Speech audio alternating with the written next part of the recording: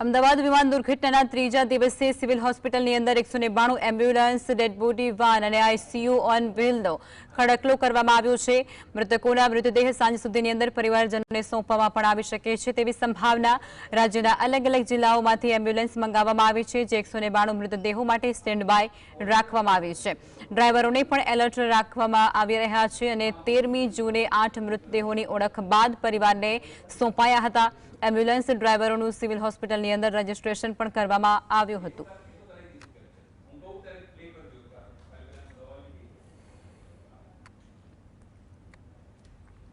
સંવાદદાતા ધવલ અમારા લાઈવમાં જોડાઈ ચૂક્યા છે। અત્યારે ધવલ, જે પ્રમાણે તસવીરો સામે આવી રહી છે સિવિલ હોસ્પિટલની બહાર, અત્યારે એમ્બ્યુલન્સનો ખડકલો જોવા મળી રહ્યો છે અને જે મૃતદેહો છે તે તેમના પરિવારજનોને સોંપવાની તજવીજ અને કાર્યવાહી છે તે પણ અત્યારે યુદ્ધના ધોરણે થઈ રહી છે। અત્યારે કાર્યવાહી ક્યાં પહોંચી છે અને અત્યારે ત્યાંની સ્થિતિ શું છે?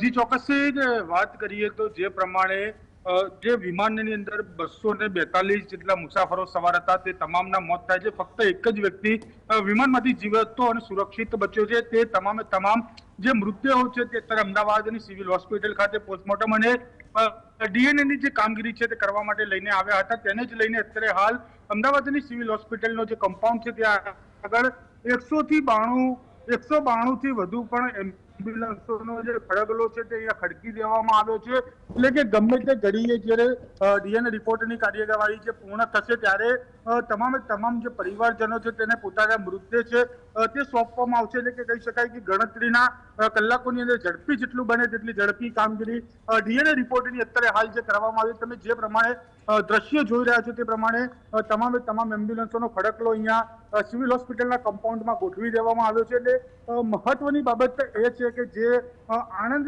જિલ્લાના સૌથી મૃતકો હતા તેવી પણ વાત સામે આવી હતી। તેને જ લઈને તમે જો આ એમ્બ્યુલન્સ જોઈ રહ્યા છો તે GJ23 એટલે કે આણંદ જિલ્લામાંથી આવેલી છે। બીજી બાજુ પણ GJ23 એટલે કે આણંદ જિલ્લાની એમ્બ્યુલન્સો અહીંયા હાજર જોવા મળી રહી છે। એટલે સરકાર દ્વારા આગમચેતીના પગલા રૂપે તમામ વ્યવસ્થા છે તે અહીંયા કરી દેવામાં આવી છે। જે પ્રમાણે તમામે તમામ એમ્બ્યુલન્સ GJ23 થી આવેલી છે। તમે નંબર પ્લેટ બતાવવાનો પ્રયત્ન કરીશું કે જે આણંદ જિલ્લામાંથી એમ્બ્યુલન્સો આવી છે। જે આણંદના સૌથી વધુ મૃતકોનો આંકડો જે સામે આવ્યો હતો તે મૃતકોને લેવા માટે અત્યારે હાલ જે એમ્બ્યુલન્સો છે તે આણંદ જિલ્લામાંથી અહીંયા પહોંચી છે। અને બીજી મહત્વની બાબત એ છે કે તમામે તમામ એમ્બ્યુલન્સોના ડ્રાઈવરો જે છે, સબવાહિનીઓના ડ્રાઈવર છે, સાથે સાથે જે મેડિકલ વાન આવેલી છે તમામે તમામ લોકોને સ્ટેન્ડ બાય રહેવા માટે આદેશ પણ આપી દેવામાં આવ્યો છે।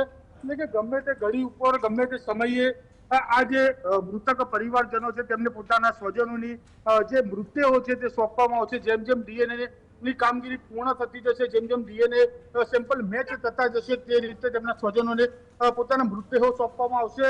અને મૃતદેહો સોંપવાની સાથે સરકારે વિનામૂલ્યે એટલે કે પરિવારજન સુધી પોતાના સ્વજનનું જે મૃતદેહ છે તે પહોંચી શકે તે માટે પણ સંપૂર્ણ વ્યવસ્થા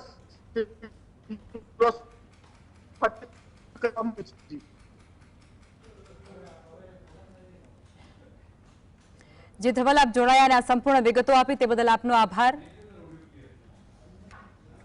સમાચારોમાં આગળ વધીશું।